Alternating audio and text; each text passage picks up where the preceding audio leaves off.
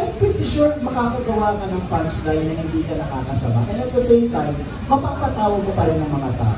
Kaya nga sinabi ko, yung ibang comedy nila tatay noon was, pag gagawin mo ngayon, it's very offensive minsan.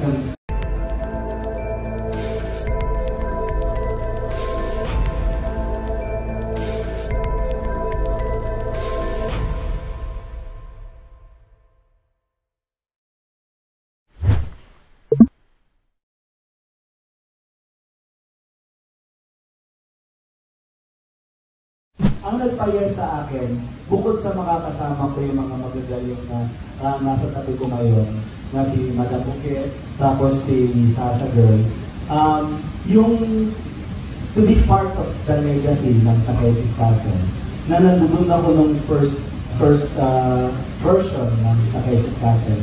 At ngayon na nandito ko sa bagong version na mas pinaganda, mas pinasaya, mas nakakatawa, at mas mamahalin ninyo. Kasi yung timpla nitong Takeshi's Castle ng Prime Video, inangkop talaga para sa mga Pilipino.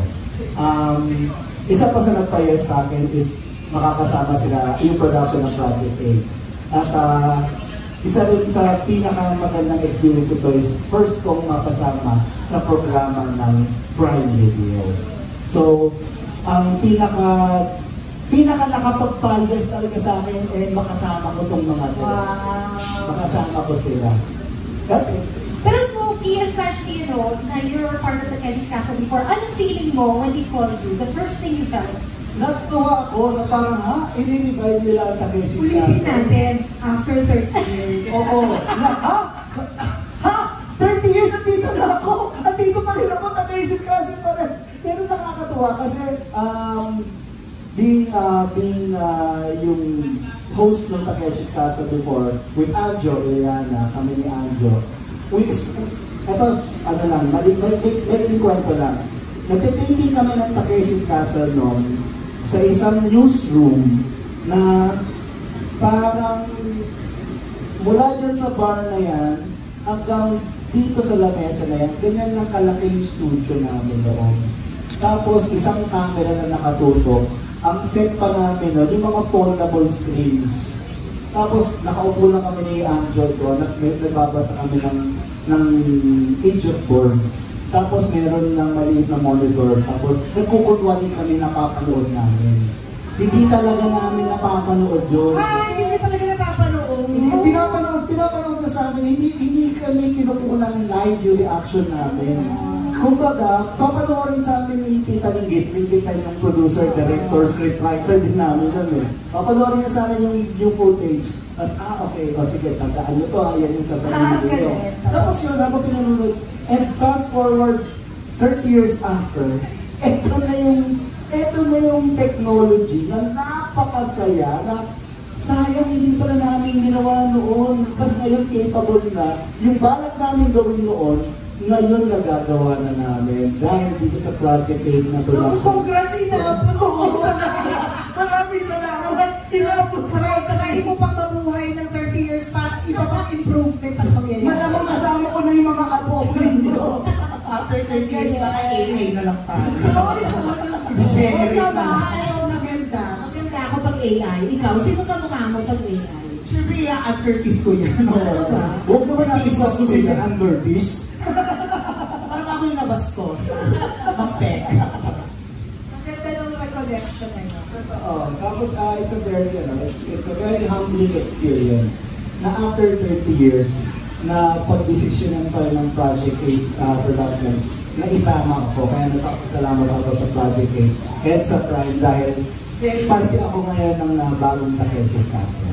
Unang-una, thank you kay Mr. Takeshi. Kasi maraming salamat kay Haring Takeshi. Thank you. Who is Mr. Takeshi? Si Takeshi, siya yung pinakahari ng Takeshi's Castle na ang lahat ng contestant, bawat obstacle is a small part, papalapit para makuha mo at natalo mo si Haring Takeshi. Ang dating ng pinakadulong obstacle, si Haring Takeshi. Have you met him? No. Never? Never. Never. Dahil dyan, this is a surprise. Mr. Takeshi! Mr. Takeshi! Ay, wala May budget tayo ba? Hindi Wala, na wala. nakakaintindi ng Tagalog. Hindi pala nakakaintindi ng Tagalog, sorry. Isamusen! Mr. Takeshi! Isamusen! Kaya pala may pag-vocabulary kayo ng kapunti. Yes. Oh, may tatawagin pala kayong Japanese. So, Ayun.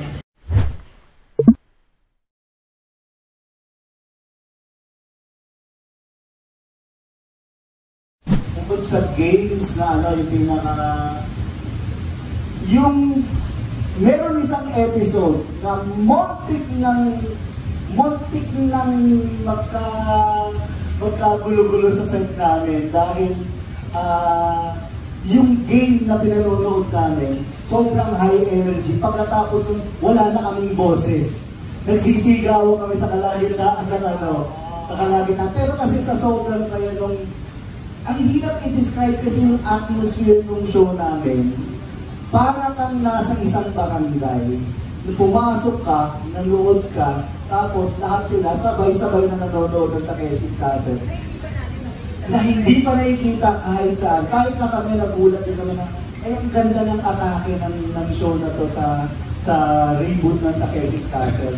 Kaya I'm pretty sure, experience ko yung preview sa Takeshi's Castle. Ngayon, very modern, pero at the same time, andun pa rin yung essence, yung fun na binibigay ng Takeshi's Castle.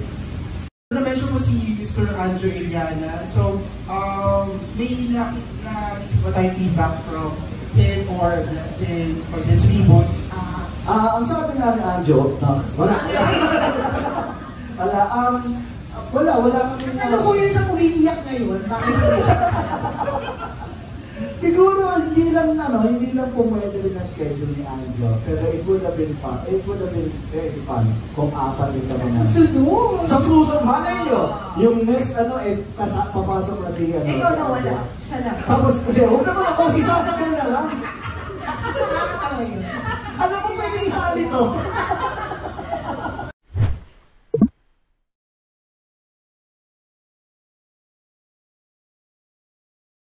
Para sa akin, hindi mahirap magpatawa ngayon. Kasi gaya ng napag-aralan ko rin, kay tatay, tapos sa ibang mga komedya sa nakatrabaho ko rin, ang comedy is timeless. Yung punchline na ginagamit ni tatay noon, lagyan mo lang ng konting bagong twist, applicable pa rin yan, and it still has the same effect. Tatawa at tatawa pa rin ang tao.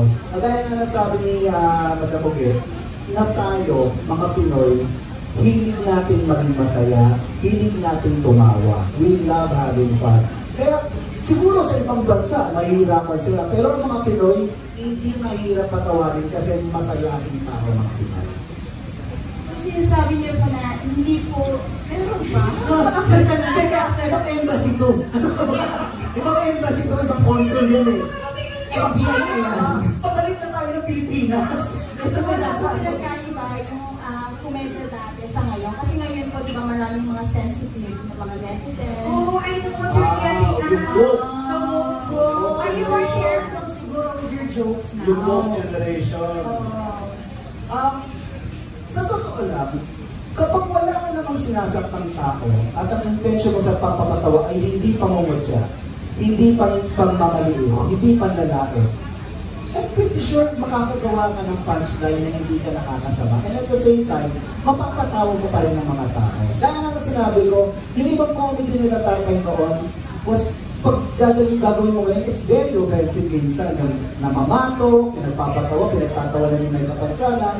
Pero if you give it a certain twist, pag binigyan mo ng ibang klase ng atake, applicable pa rin ngayon, and at the same time, hindi ka nakaka-offend ng tao. Yun lang yun. I mean, kailangan din naman mag-adjust ng mga komedyante sa panahon. Go with the times. Pero at the same time, sinasabi lang nila, let's stop yung style ng comedy na kailangan nakakalipusta ka ng tao or nananakit ka ng tao. Let's start having comedy na imbis na mapahira ka ng tao, is mapasaya mo siya and ma-uplift mo yung feelings ng tao. Yun lang yun.